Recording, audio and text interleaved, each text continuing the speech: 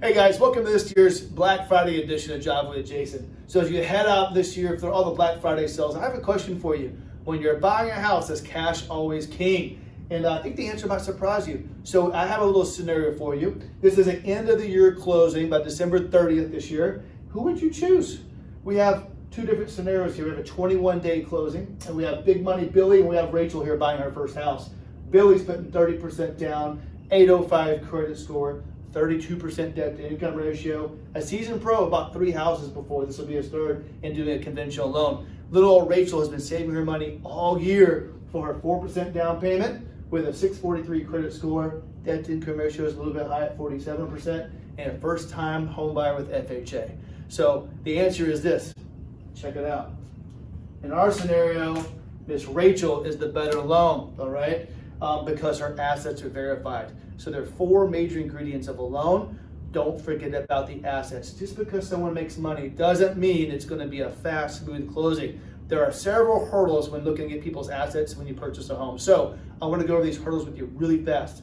Any assets that you put down on a house need to be a couple things. Number one, they have to be available to use, okay? And they have to be documented. The third question you have to ask yourself, are they available, documented?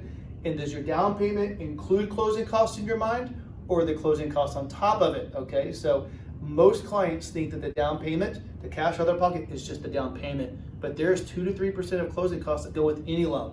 So here's a couple tactics of what will get you in trouble. So in Big Money Billy's case was he was getting 10% of funds from a gift from a family member that had borrowed the money from a credit card. All right. Number 2, cash is at home. He had another 5% of cash just sitting at home. And the third thing, he was pulling money from his 401k that he already had a loan on. Okay, so these things, along with if you sell items cash, or if you're bringing money in internationally, that could take you 30 to 60 days to verify, that could all cause a delay in your closing. And the last thing is, if you're using business funds as a draw, a lot of people who own businesses or have a boss that they're tight with will give them a draw or upfront money, but it's a draw, it's not pay. So that all those things, as you can see, the assets are super important in this case, all right? So in this case, Rachel had been saving her money all year from her paychecks.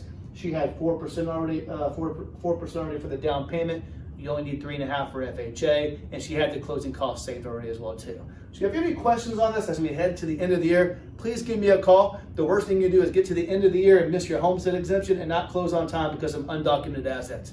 Give me a call, 281-882-8888.